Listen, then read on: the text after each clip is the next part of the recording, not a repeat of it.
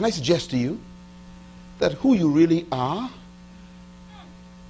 is the thing you thought of first. Go back and go pick up your childhood dream again. That's who you are. Tignan ko po yan to. Game na. Game na.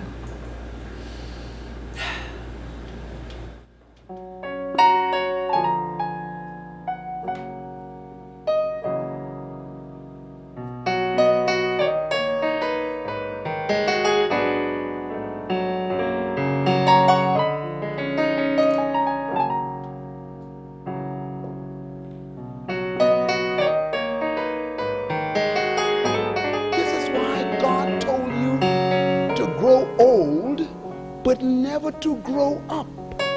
See, your problem is you have grown old, and they destroyed your thinking. Do you remember when you was a child? Do you remember that you believed everything you thought? Then you started to grow old.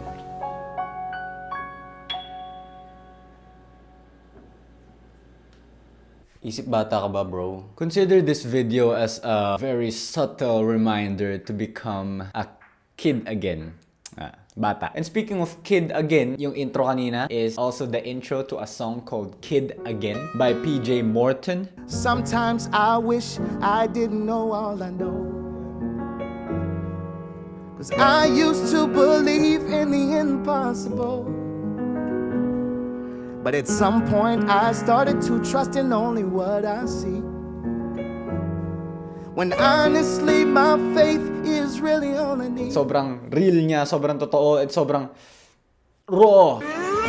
Kasi pare kung iisipin mo, totoo nga naman talaga, di ba? Kasi parang kailan yung last time na naging bata ka? Obviously, hindi ko alam kung ilang taon na yung kinakausap ko sa camera na to, pero based po sa aking YouTube Analytics, YouTube Analytics, hindi na po kayo bata, matanda na kayo. So yun sana yung gusto ko pag-usapan sa video na to.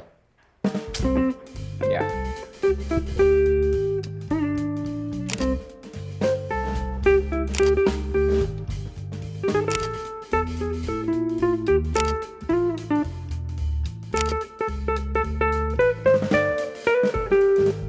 In my last video, I talked about yung questions nga that I had about college, education, career, and life. Yeah. Speaking of college.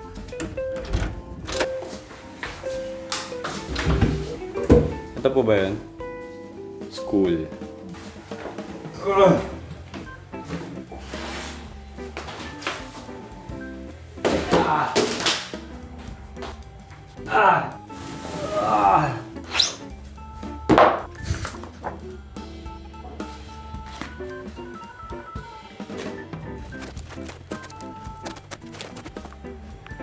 Wala dito yung hinahanap ko.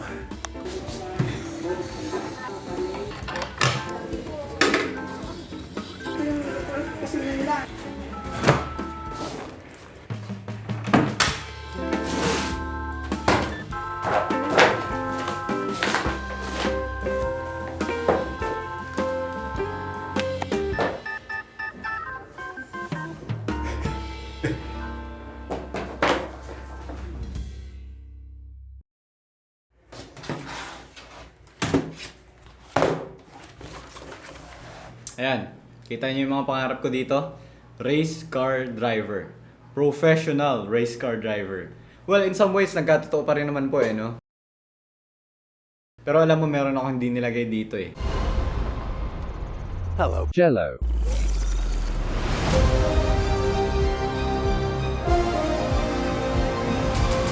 Pare, gusto kong maging Spider-Man. Alam mo yung pag nagmamanhid yung kamay mo, tapos akala mo may tusok-tusok na. Pare, akala ko tumataas na yung mga balahibo ko nun, tapos parang magiging Spider-Man na ako nung time na yun.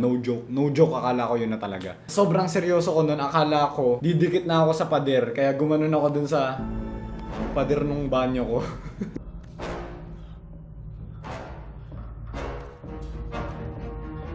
Ginagawa mo. Pero pinakamalapit pa doon, once na nakakita ako ng gagamba doon sa ilalim ng toilet ko. Wala na. Oh, pare, no joke, kahit arachnophobic ako, gusto ko talaga maging Spider-Man. Pero syempre, hindi natin ilalagay sa yearbook yun. Sino ba naman hindi pagtatawanan pagka nakita nila yun, diba? Diba, one thing I noticed after I got out of school, nakita ko po how realistic people already are. Syempre, kasama na ako dun. Parang meron tayong natural talent of analyzing the realisticness of things. I don't know if there's such a word. I create my own language. It's funny kasi when we hear someone dreaming big, parang most of the time we ridicule their inability to become realistic, if you know what I mean. And they told you, stop being unrealistic.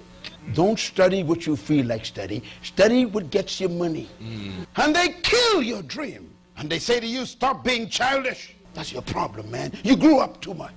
And ang interesting lang niya kasi when we look at people like, I don't know, Martin Luther King, Mahatma Gandhi, heck, even, I don't know, PewDiePie. All of these people have one thing in common, and that is dream big, you know? Switch the norm. Pero on the contrary, when we see people opposing the norm, challenging what's real, we sometimes ridicule them. Pero those are what these people did. And these are the people that we look up to.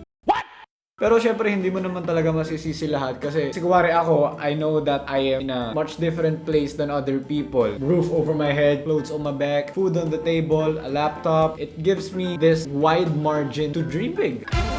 Pero I understand that mahirap po talaga ang buhay for some people and wala na po masyadong space para mangarap pa. Pero that's what I'm trying to say. I was born in that 2-bedroom wooden house with 11 children, one mother, one father. My mother slept in one room with a partition. My 7 sisters slept in one room. Boys, 4 of us slept on the floor. I remember sleeping on that wooden floor with rats running over my bodies in the night, blood all over my bodies every morning from mosquitoes eating me alive in that heat in the island of the Bahamas. I remember when it rained, the water would come dripping on me. I'd get buckets and put along the floor and sleep around the buckets. Don't tell me about poverty. Kasi dreams, man. We dream because we dream of something we still don't have. Being in a different place, doing something different, stopping consecutive losses. I dream of my dream girl. Mahirap ang buhay, okay? Pag in-accept na lang natin yung reality na Wala. Talagang ganito lang talaga eh. hindi tayo makakalis dun sa position na yun. Pero if I had a dream to make it out of that rut, then it opens up the possibility, right? I told my daddy years ago, I said, Daddy, I want to travel around the world and I want to advise governments. My father says, do you believe this is possible, son? I was 14. I said, yes. He said, then, I don't know how, but you must believe it.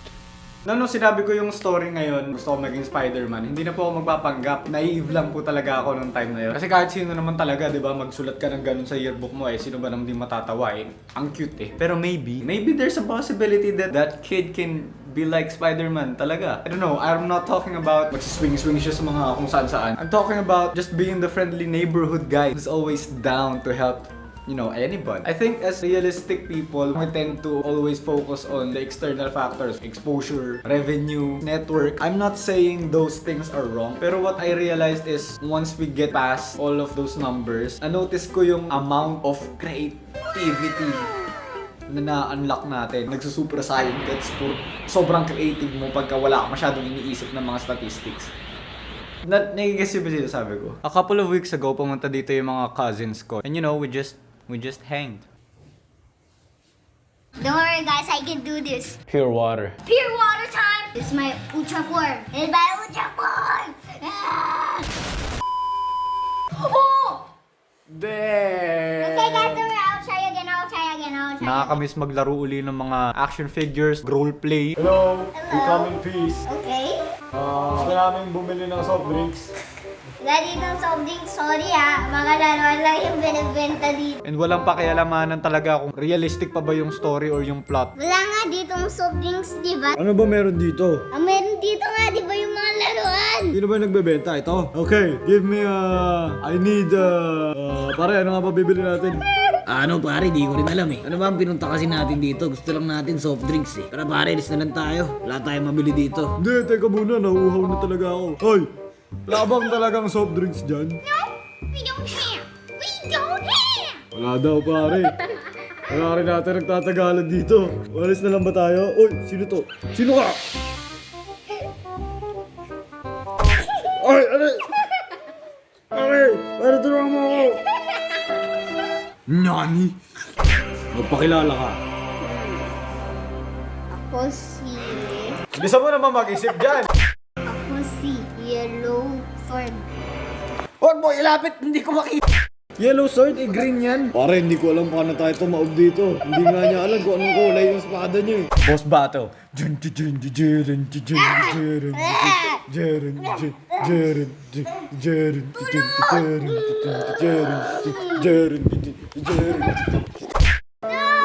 No, my friend! Ano ba yan, jowa mo? Siya si Mike, ano ka ba? Sino? Si Mike? Roleplay lang siya. Wala, we were just having a good time, man. Alam ko, as childish as it may sound, this really opened up a whole new world for us. Para isipin mo itong mga bata na to. Super creative nila dun sa mga toys nila. They were recycling papers, styro, plastics, balloons, and then converting them into toys. Ang galing ng pagkakagawa nito, oh. May spring ano siya, oh. Ano yan? Saan gawa yan? Sa balloon siya, guys. Tapos, nasa loob nito, actually, kulay white na snow. As in, kita nyo. Okay, guys. Ayan, ano to? Squishy. Squishy na naman. Wait, kuya, tingnan mo to. Squishy Doraemon. Pangit to, gusto ko yung mga gawa nyo. Gumangan din namin to eh. Crunchy dito na squishy. Eh, wallet lang din to eh. Puro ka squishy. Squishy na naman, mukhang sponge lang to eh. Gusto mo yan, masarap. Tingnan nyo to, guys. Pag narinig nyo to, satisfying. Satisfying things. Satisfying. Satisfying shaking. This is the satisfying pressing button. ASMR. Ganyan na lang laruin nyo. Wag puro Roblox ng Roblox. Diba? Ang tipid, ang creative. No need for additional gastos. Tapos nakakatulong ka pa sa environment. And no additional pride of having the most bling toys. I guess the reason why children can fully express themselves creatively is because they're not chasing perfection. Sa totoo lang, wala silang pakialam kung acceptable ba ng ibang tao yung gawa nila as long as it's good enough for them. That's what I love about kids, man. Pero ayoko pa magkaanak ka. Nung nandito sila, tinatanong ko sila kung anong gusto nila maging paglaki nila. What do you want to be, Shinji, when you grow up? A veterinarian. Ano? A veterinarian. Kala ko ba YouTuber? A little bit of YouTuber. Anong gagawin mo sa YouTube, Shinji?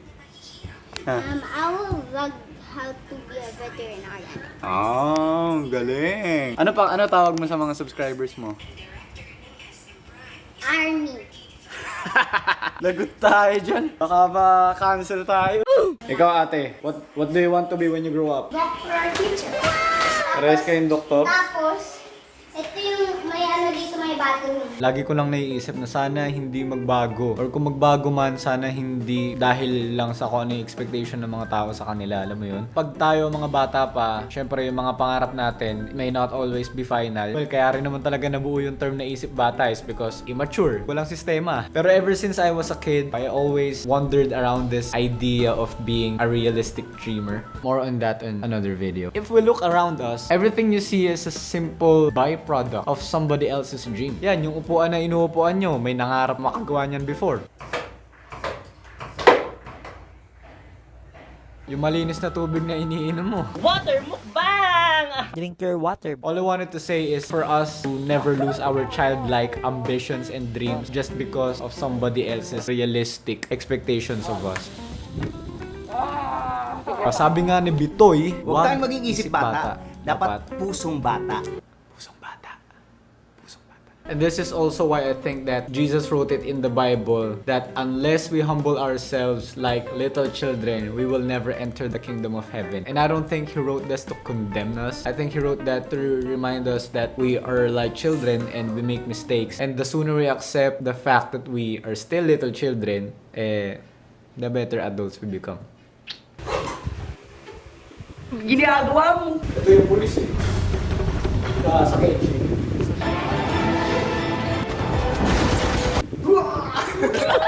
Pagka tumalsik si Kenshin ganito.